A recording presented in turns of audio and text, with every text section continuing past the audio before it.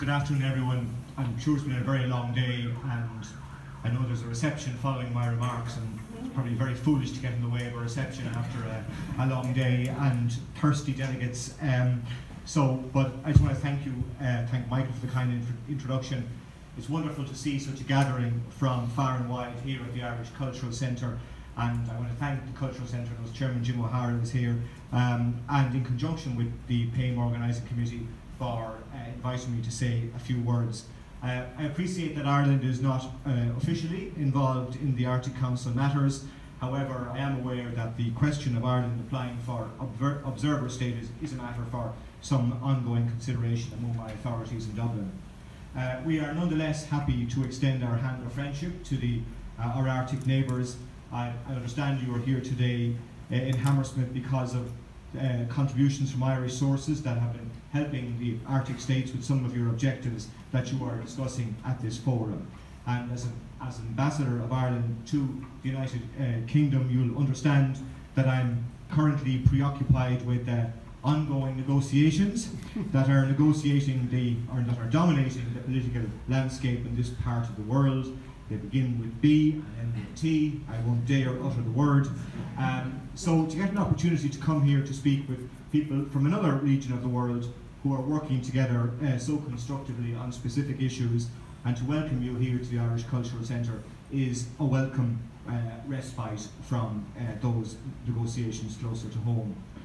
It's also an important opportunity, I think, to acknowledge that there are other horizons and other regional intergovernmental organisations which are concentrating on pressing issues in their respective regions, and in the case of the Arctic Council, extremely important matters concerning safety of life at sea, protection of the Arctic, the marine environment, and protection of the inhabitants of the Arctic. And I therefore commend the fantastic collaborative approach that you adopt, the fact that you work so closely with your indigenous communities, and that you allow such an inclusive observer membership system for world organisations and for other member states. And I think that inclusivity is reflected in the attendance list of this forum, which reads as a very impressive who's who of important and leading figures in the Arctic maritime and environmental worlds. Across the world, we are all aware of the record ice depletion which is occurring and the changing landscape in the Arctic. What happens in the Arctic is very much the concern of other states, including, of course, Ireland. In fact, Ireland's climate is critically dependent on the regulation of the Gulf Stream by the Arctic.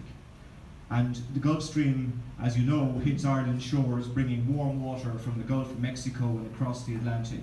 And because Ireland sits very high up in the world, higher than St. John's in Newfoundland, yet when it is freezing in St. John's, it can be moist and warm in Ireland with subtropical gardens around Bantry Bay, for those of you who are familiar with that part of the world. But due to record ice melt in the Arctic Circle, the Gulf Stream regulation is changing, and as it returns south of Greenland, it is now less cold. Therefore, there is more evaporation, more rain, and the consequent effect on Ireland's weather is causing some of our recent flooding problems. And of course, we are experiencing further sea level rise and bitter cold fronts. And thankfully, these are the kind of issues which are being discussed in depth in the Arctic Council working groups.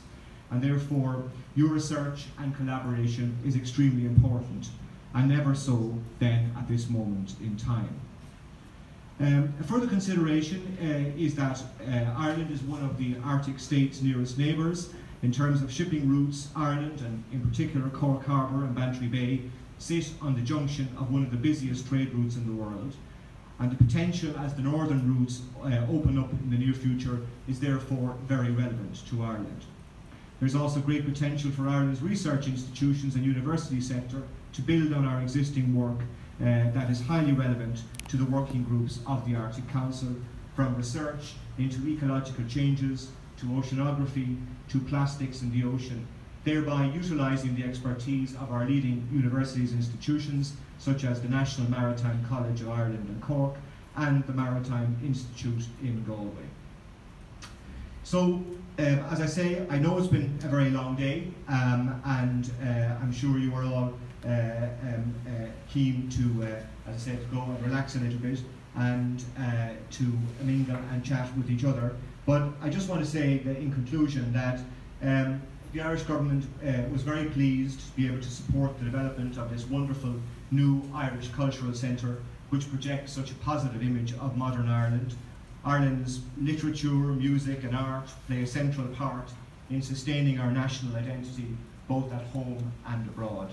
And they give us a global visibility way beyond our small geographical scale, perhaps in the same way that the recent success of Nordic noir has enhanced the global profile of Scandinavian countries in the area of fiction and TV drama. So I want to thank the board of the Irish Cultural Centre for making their meeting facilities available to the forum, and special thanks to board member Michael Kingston, who is the human bridge, so to speak, between the centre and your deliberations, and is a committed advocate of the work of the Arctic Council. Unfortunately, this respite from Brexit is all too brief, and I have to go back to the embassy now to host another event where we're discussing that dreary subject once again. But I'm sure within a decade at least, I'm sure we'll have got past that preoccupation. But I will therefore end by again wishing you on behalf of the Embassy of Ireland and the Irish Government, what we say in Irish, a céad míle fáilte, 100,000 welcomes. I wish you well in your important endeavours and in progressing the important work of the Arctic Council. Thank you very much.